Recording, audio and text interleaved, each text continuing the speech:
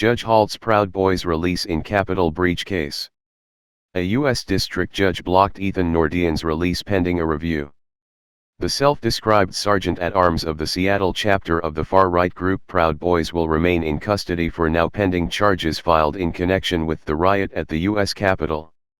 Magistrate Judge Brian Tsukida in Seattle initially said Monday that 30-year-old Ethan Nordean should be released pending trial, rejecting the government's arguments that he posed a danger to the community and was a flight risk. But Tsukida then halted his own decision and gave the Justice Department time to appeal. Within hours, an appeal had been filed and U.S. District Judge Beryl Howell in Washington, D.C., further blocked Nordean's release pending a review.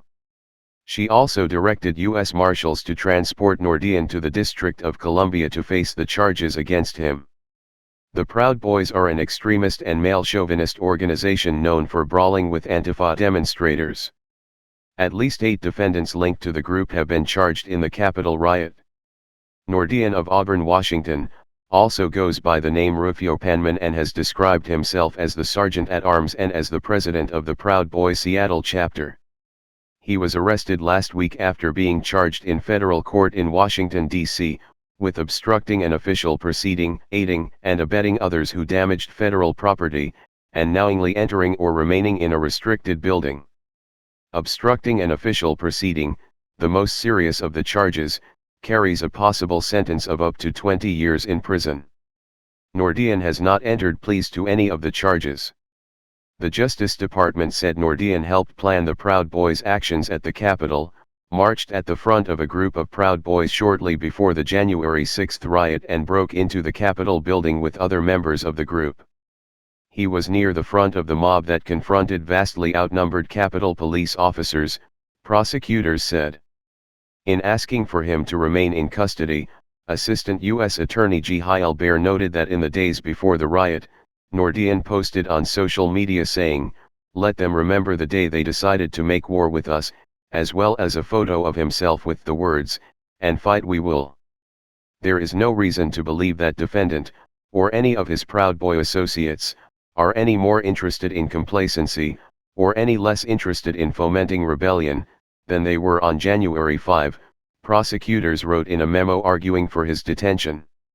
If nothing else, the events of January 6, 2021, have exposed the size and determination of right-wing fringe groups in the United States, and their willingness to place themselves and others in danger to further their political ideology.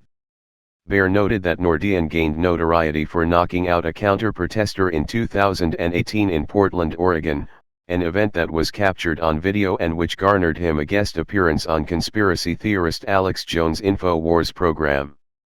Federal agents who searched his house after the Capitol riot found a valid passport on a bedside table issued to another man.